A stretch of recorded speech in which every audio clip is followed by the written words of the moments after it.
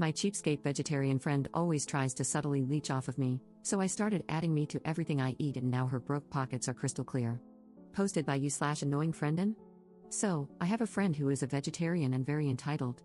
She believes that her money is hers, and my money is ours. I love sharing food with friends. I eat almost exclusively family style, but I hate sharing food with this friend because she does not share food with me. To avoid confrontation, I have started exclusively ordering meat items whenever we eat together. Recently, we went out to eat, and I ordered chili cheese fries and added steak. My friend interjected and asked if we could get the steak on the side so we could share. The waiter was like, sure, and I kind of just stared blankly, silently fuming. But then, when the fries came, I immediately dumped all the steak on the fries and started mixing. She was like, wait. And I said, oh, oops, sorry, and continued eating. She said she would have ordered more food if we weren't sharing, and I said, well, then order it. But she didn't because she was trying to save money. She ate her sad salad and kind of passive-aggressively said, man, I wish I had some fries with this too. I ignored the tone and just responded cheerily, you should get some, they're good. Hopefully, she gets the hint soon. Commenter.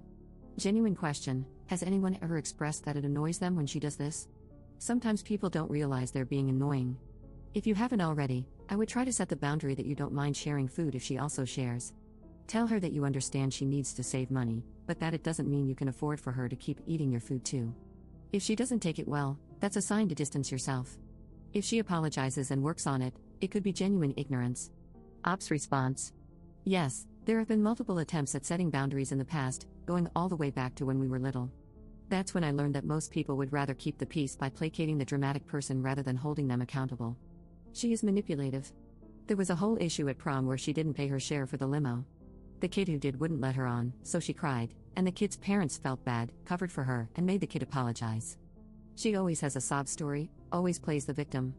I've even offered to help her apply for a job where I work, as a busser, because I, too, thought she just needed help. Again, she's manipulative. Before my eyes were opened, she said to my face, I could never bus tables. Is there a host position open? This isn't her only thing. She is manipulative and selfish in every way. Some people see it, some people don't. And until everyone sees it, I'm not going to be the hero that calls her out on it. Update 2 months later. My post blew up, and lots of people asked for an update. Nothing too interesting happened until last week, so here it goes. Long story short, I'm no longer friends with Mooch. Another instance happened that was the catalyst for me, but I didn't make a dramatic show of it.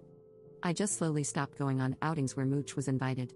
All of my friends seemed to think Mooch isn't that bad, so they weren't really willing to ice her out for me, which is totally understandable.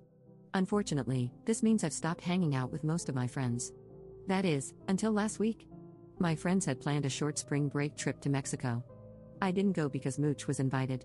I even warned them that Mooch was going to make it miserable, but no one listened to me. And, shocker to everyone except for me, the trip was awful. She didn't pay for a single thing. She still owes people her portion of the Airbnb and gas money for the drive. Additionally, she had a sour mood any time plans didn't go her way. Example, the group wants to go to the markets, Mooch wants to rent a boat, majority rules, so they go to the market. Mooch has a giant frown and makes sure everyone knows she's having a bad time. One night, everyone went clubbing. She got tired and wanted to go home, but no one wanted to leave with her. She waited around with her giant frown, clearly hoping someone would leave with her so she wouldn't have to pay for the Uber. She finally ordered an Uber for herself, and after it arrived, 2 girls decided they were actually tired too, so they took the Uber with her. She had the audacity to Venmo request them for money for the Uber, after not paying for anything else the entire trip. And one of the girls she Venmo requested was the one who had paid for the Airbnb that Mooch still hadn't reimbursed. For the record, everyone else took turns paying for Ubers and no one Venmo requested each other. This was the first and only Uber Mooch had ever paid for.